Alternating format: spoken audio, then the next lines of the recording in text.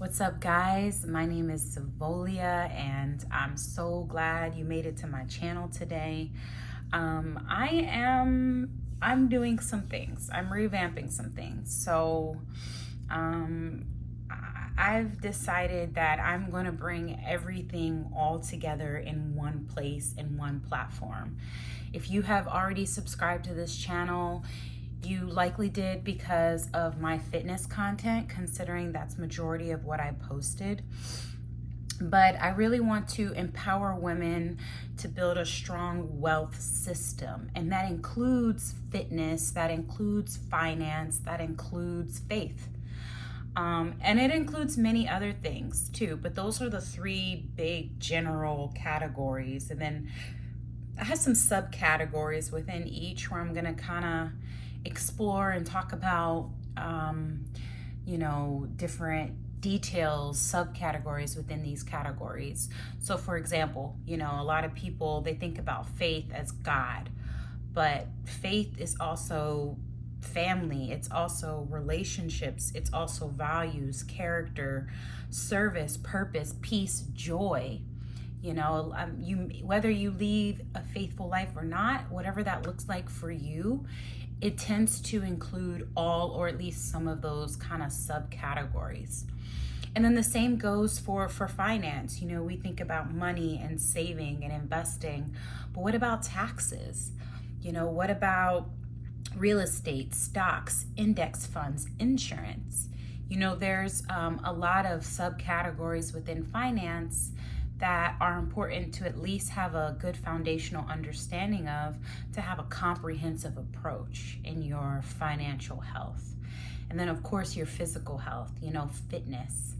Fitness is all about health and wellness and strength and flexibility. Those are the things that we think about commonly. But what about mobility? What about balance? What about energy? Movement incorporated in your daily life to promote daily energy. If you don't have more time, well, then how can you have more energy within that time? By having a lifestyle of fitness, not just a task that you're checking off your list. And so big part of that is confidence too. So we're going to talk about all of these subcategories under the umbrella of fitness, because I believe on your fitness journey, it's important to incorporate all these things. And I'll talk about what I did and how I got to it as well. So, what is a wealth system? I kind of think about it in a really broad way of physical health, mental health, and spiritual health.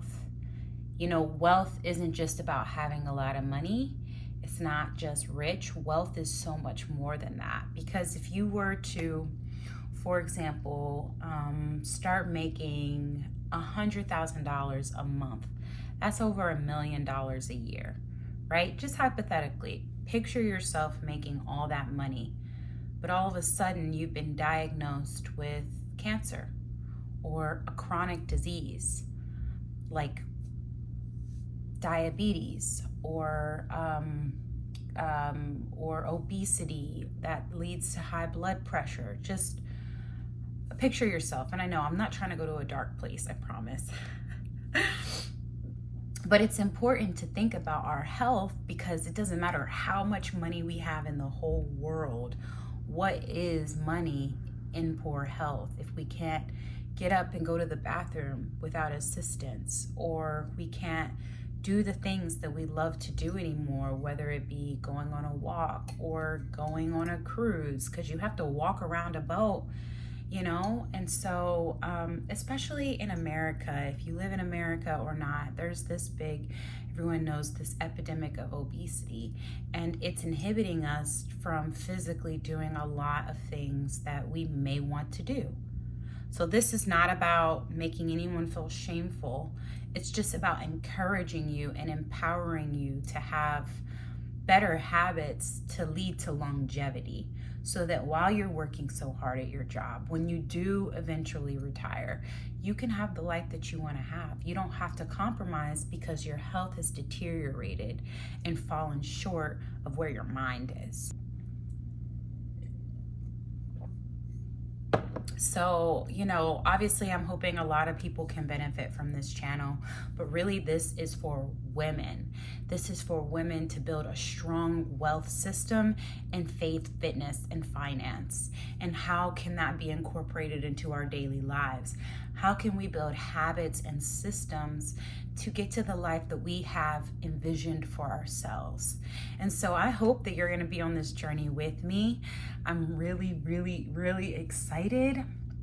And I can't wait to hear from you and you to hear from me, and we to build this strong community of encouragement and empowerment. Okay, now with that said, a little bit about me, how I got here. So 2 weeks ago, I get a call from our director's director, and I knew it was something serious because we never hear from this person. And this director's director had us all on this video call to announce that we were all being laid off from our jobs. This is a group of about 12 people, and we do a lot of sustainable design work for this program. The program decided no longer to contract our company. And so while the company is contracted with other programs, unfortunately, our specific department would no longer have a job. And I'll be honest, I was devastated. I felt kind of in shock. And, I'm a really firm believer that you cannot control what happens to you in life, but you can control how you respond to it. I felt like, this is gonna sound crazy, but I felt like God was saying, I'm closing this door for you because I want to open another. I want you to walk into a direction of another door that I'm opening for you.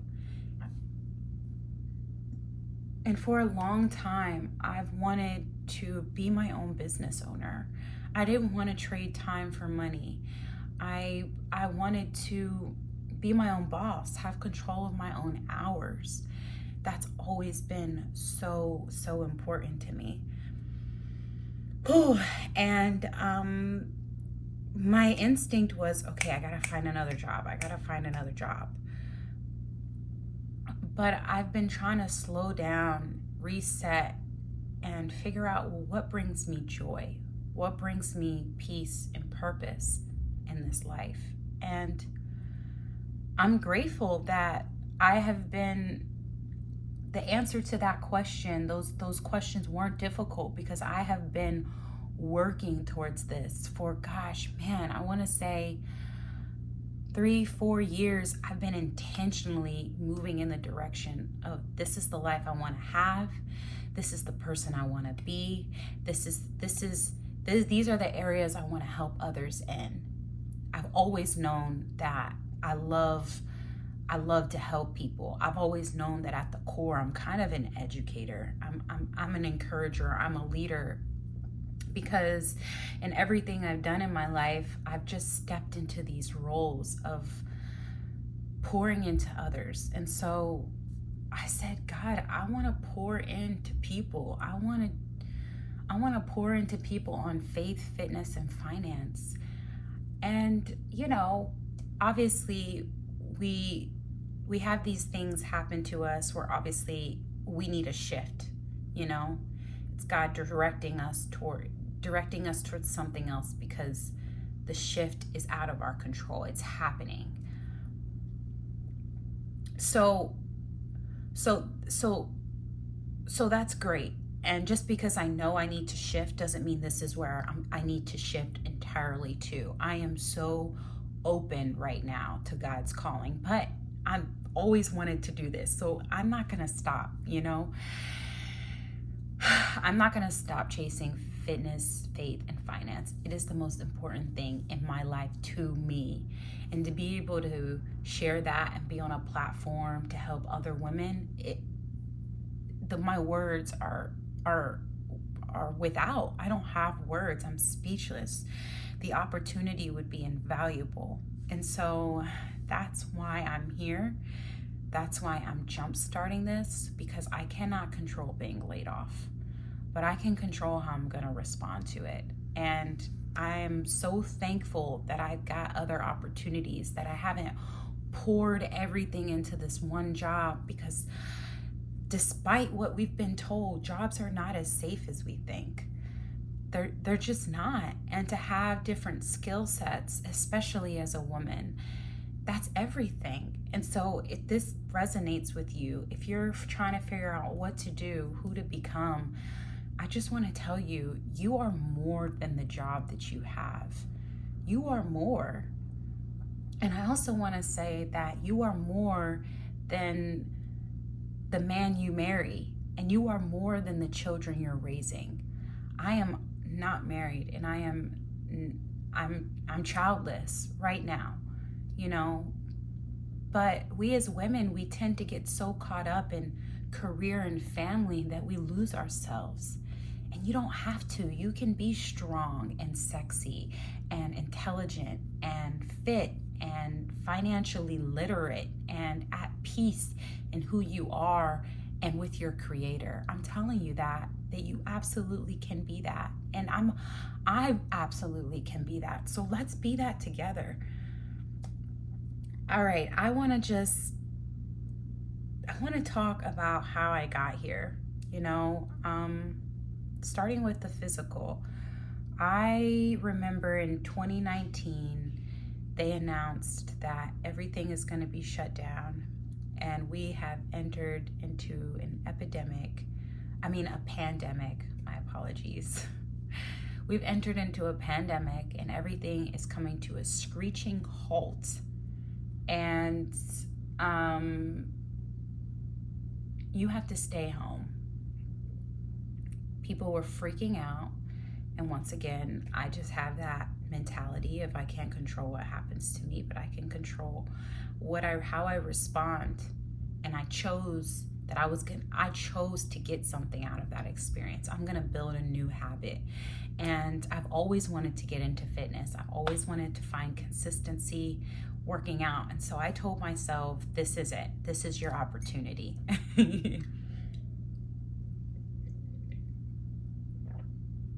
Now, obviously, we couldn't go into work either, so I had a work from home schedule. And at the time, I actually had a job that was not work from home. And so I told myself every day at 5 o'clock after work, I was gonna take my butt downstairs, or I was gonna take my butt outside, and I was gonna exercise for at least 20 minutes. Oh, it was brutal. Let me tell you, it was so brutal. I just did not like it. I had a big tummy. I was weak. But I was determined to get into the habit of working out. And I decided I'm not going to try and reach any physical aesthetic goals. I am just going to try and get consistent and get healthy. So that was my focus. And honestly, that is the best thing you can do when you're trying your fitness journey, is just focus on being healthy. And I'm going to talk more about this. I'm going to have more videos about navigating, your fitness journey and setting healthy habits and things that you can do to stay fit. More to come. But for me, it was watching a YouTube video, following that video, or going out for a 20-minute run. And I always felt so accomplished at the end, but getting myself to do it every time was almost just as much. It was a mental workout as much as the physical workout I was about to endure. And I really understood why people say to get right in your body, you have to first change your mind. You have to get right in your mind, because the mind is leading that front. And so it was a good mental strength exercise too. And before I knew it, I kind of started to just by habit. I'm not going to say I looked forward to it. It took about a year and a half to 2 years before I really started to look forward to working out. So please don't be gosh, that sounds so terrible. Don't be discouraged. Things take time, and you cannot expect to undo 20, 30, 40 years of bad habits in 3 months. So have some grace on yourself. But I did that and I never looked back. And now I'm like, I don't know, a fit person. People, they look at me and they say, you must work out. And I'm like, when did this threshold happen? When did this happen? But I love it. I love it. I love it. And I look forward to it. And it's a great stress relief for me. And I'm one of those women. I be in the gym. I be lifting weights. You know what I'm saying? So it's sexy. You're not going to get muscular. It's sexy. Okay? We're going to debunk that myth too. And then with faith. So my faith journey. I grew up in the church. I've been a pastor's child for all my life. And I went to college. I went buck wild, because when you grow up in a sheltered home, of course, you want to, when they say the conservative Christian households make some of the craziest, freakiest, just wild people. Yeah, that was me. I was outside and I was partying and I was drinking and I was pretty much everything with my girlfriend. Like, we did everything together. Partying 5, 6, sometimes nights a week. And then it got to a point where I was like, I'm not making fulfilling relationships other than the girl that I was going out with. You know, I wasn't meeting people. I wasn't making meaningful connections by partying all the time. So that got old really quickly. And just kind of doing my own thing. And I found a boyfriend. I met a guy and we ended up dating and he became my boyfriend. And some years will go by, like 4 years. And I remember one day waking up, like feeling so overwhelmed. I'm an ambitious person and my ex was an ambitious person. And so when you put two people like that together, it can make for some really unhealthy, overachieving habits that led to a stressful life. And I remember surrendering everything to the Lord. I believe that Jesus died for my sins. I am a follower of Christ. But whatever religion you follow, when I surrendered to my Creator, to God, it was like this weight just lifted off my chest. And I decided right then and there, I had to move on. I had to be with someone that was gonna have as much emphasis on faith, leading a faithful life as me, and that believed in marriage and that believed in family. And this was about 2022, 2023 that this happened. And I've been on that journey ever since as well, fully surrendering to God. I've never had so much peace, never had so much joy ever before, and I get why people talk about this thing. It's not about living by some theological law. It's about being the best person you can be for yourself and for others, right? God gifted you with the blessing of life. Now, what are you going to do for him? What are you going to do for his sheep? What are you going to do for the people around you? How are you going to serve them? Because nobody remembers what we have, what we looked like, but they remember what we did. Those are the stories that get passed on. What did we do for other people? That's your legacy. So I just encourage you to rethink faith in terms of being the best version of you for others and for yourself. Okay. Then the last one, which is my mental journey, specifically my finance. I'm not gonna, it's mental health and intellect and emotion is all connected to the mental. But I'm gonna kind of keep this focused on what I love and what I invest a lot of my learning in, and that's the financial side of my mental health, of my mental. I love to read and learn, and it's really funny though, because I used to really not like finance. Like, it's not that I didn't like it. I used to just think it was so boring. Anybody relate to that? Like, so boring. But something about being empowered to like change my contributions on my 401k, or open up a Roth, or invest in life insurance for cash value growth, it was super empowering for me. I felt like I'm not just hoping for the financial freedom I one day want to get to. I am doing it. And these are the steps. Oh my gosh, there's a fox. I didn't know I had foxes out here. Oh my gosh, this is like a benefit of being by my window and recording these videos. Hi, little fox. I'm sorry, I get distracted, and I don't even have my glasses on, but that's definitely a fox. Look at his fluffy tail. Kind of walks like a cat though, you know. Anyway, and so, you know, I've just been learning everything I can. And I bought my policy. I bought 2 policies, Index Universal Life Insurance. And people have a lot of bad rap about them. Oh, they're expensive. Oh, you know, you can not make any money. And both of those are true. But so you can with any investment. If you choose a terrible stock, then that loses you money, then isn't that the same thing? Like, you're paying for it and you're losing money on it. Where's the value?